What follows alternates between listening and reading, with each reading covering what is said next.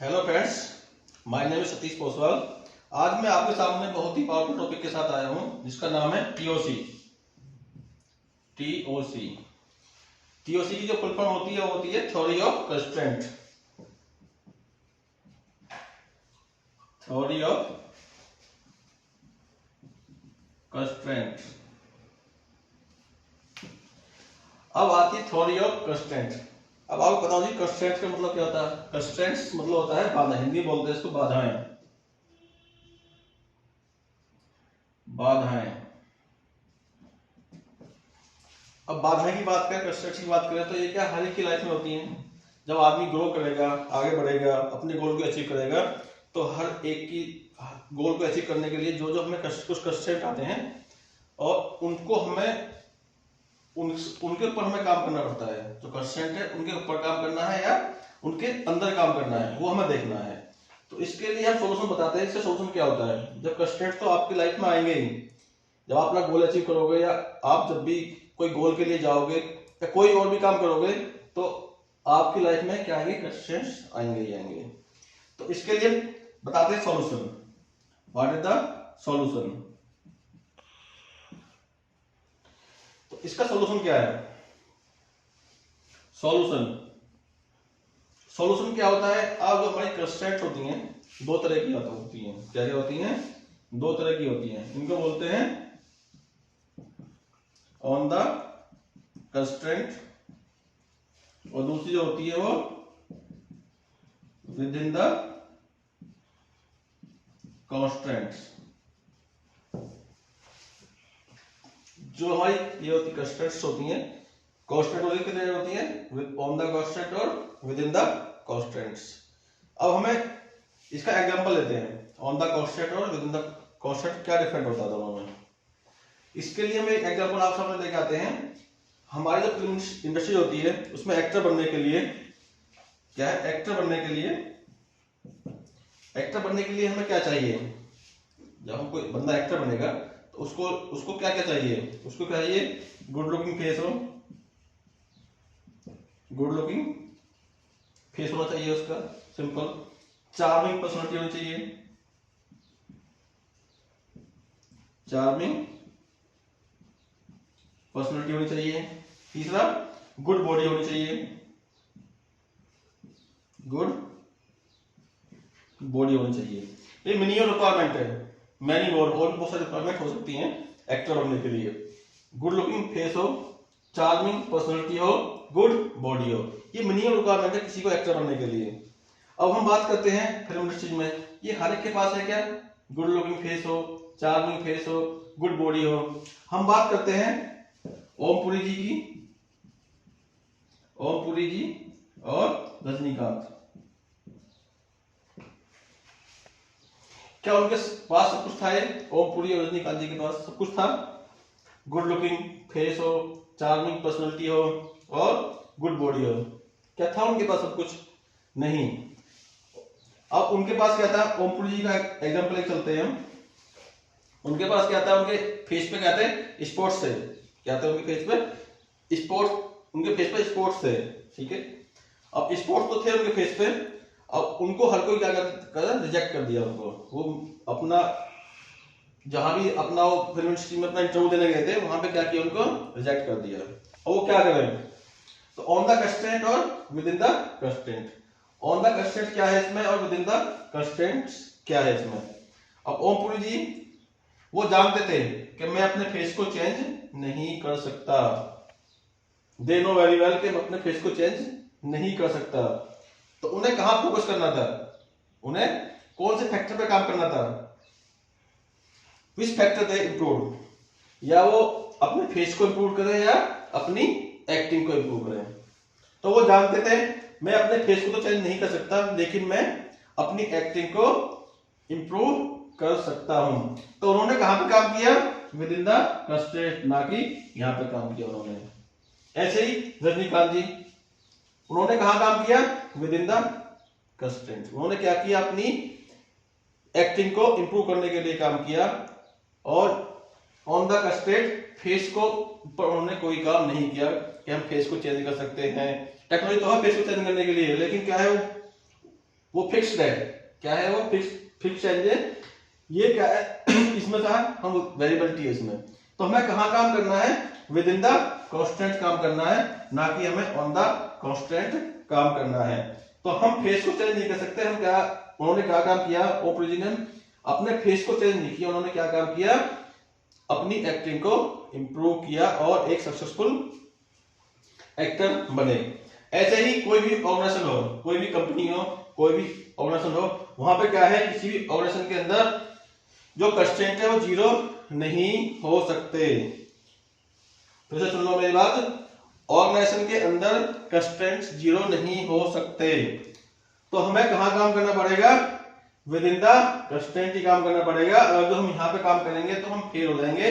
हमें क्या करना पड़ेगा? जो विद इन द कंस्ट्रेंट ही काम करना पड़ेगा। फिर मैं आपको लिख के बताता हूं। ऑर्गेनाइजेशन कंस्ट्रेंट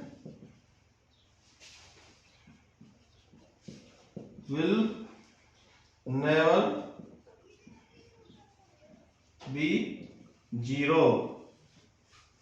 किसी भी कंपनी के अंदर, जो किसी भी ऑर्गेनाइजेशन के अंदर जो कंस्ट्रेंट्स हैं वो जीरो नहीं हो सकते। कंस्ट्रेंट हर जगह होंगे ही होंगे। इवन मैं, भगवान श्री राम जी थे, मैं आपको एक अलग से एग्जाम्पल देता हूँ, ओमपुरी जी से अलग भी। भगवान श्री राम जी के लाइफ से एक एग्जांपल लेके चलते हैं हम। भगवान जी को वनवास हो गया 14 साल का, वनवास में गए वो, उनके पास रहने के लिए घर नहीं थे। क्या नहीं था? घर नहीं था। उन्होंने क्या किया? कुटिया बनाई वहां पे।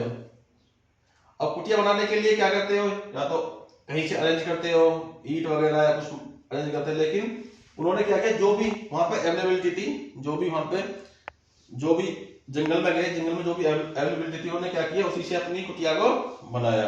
उन्होंने कहाँ काम किया? With in the constraints. उन्होंने क्या, कहाँ काम नहीं किया? On the constraints.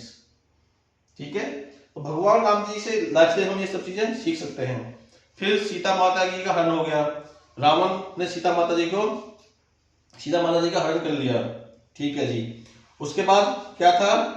उनके पास जो भी अवेलेबिलिटी थी, अब वो कहते सीता माता जी को ढूंढने के लिए हमें बड़ी सेना चाहिए, या हमें कुछ अलग से कोई हमें रिसोर्स चाहिए। उन्होंने क्या किया? उसके ऊपर फोकस नहीं किया, वो अकेले ही आगे चल दिए और जो भी रिसोर्स उनको चाहिए थे, उन्होंने वो रिसोर्स क्या किया? उन्होंने पैदा किए वो। तो उन्होंने कहाँ काम किया?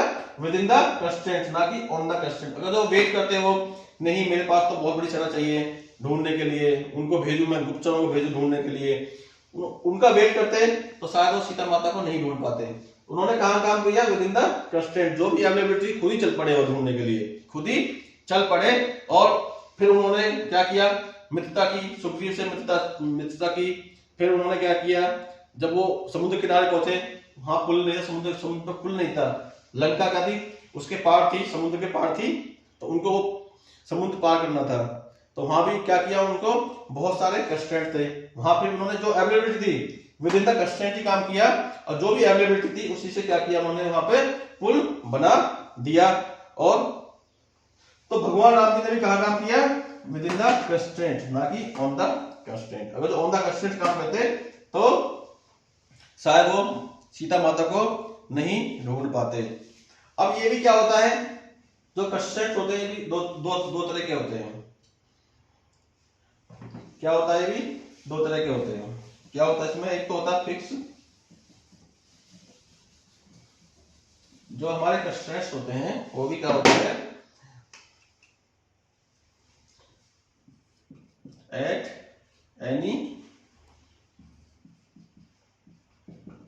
पॉइंट ऑफ टाइम,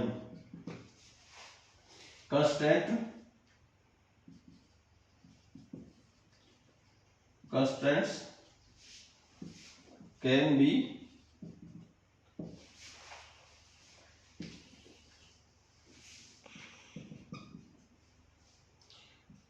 फिक्स हो सकते हैं या वेरिएबल हो सकते हैं। ये भी क्या हो सकते हैं हमारे पास? फिक्स टाइप में और वेरिएबल टाइप के। तो अब हमें कहाँ काम करना है? फिक्स पे या वेरिएबल पे? कुछ कंस्ट्रेंट्स क्या होते हैं? फिक्स होते हैं, कुछ क्या होते हैं? वेरिएबल होते हैं। तो अब हमें कहाँ काम करना है? फिक्स पे या वेरिएबल पे। तो कहाँ काम करना है हमें?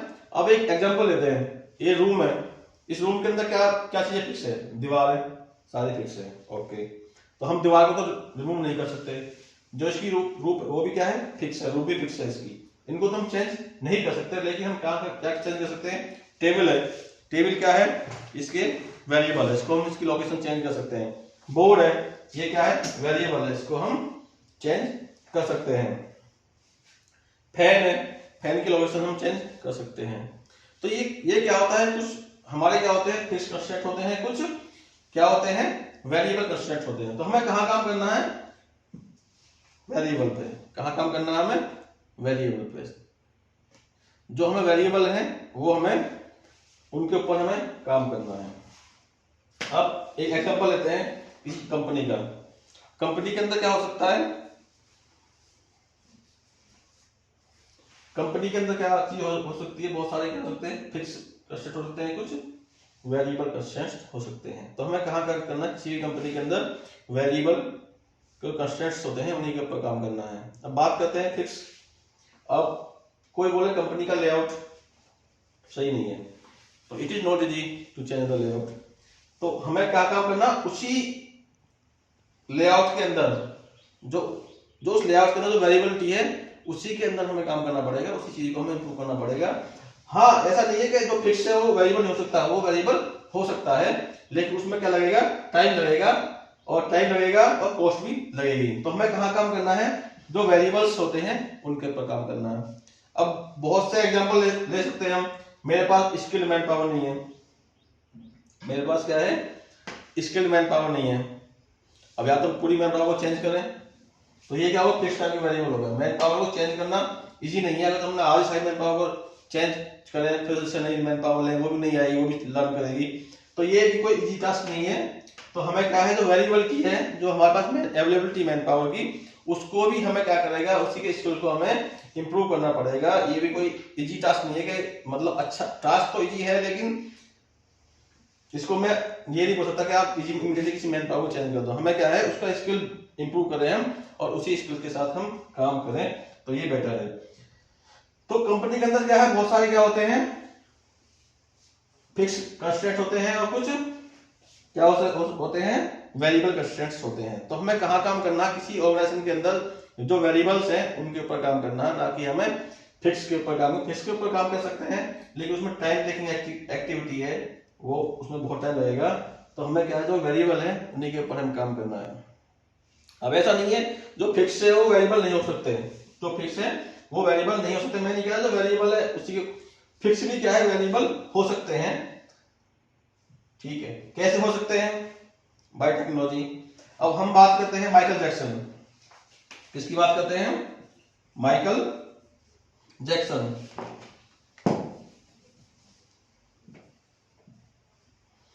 माइकल जैक्सन ये क्या थे?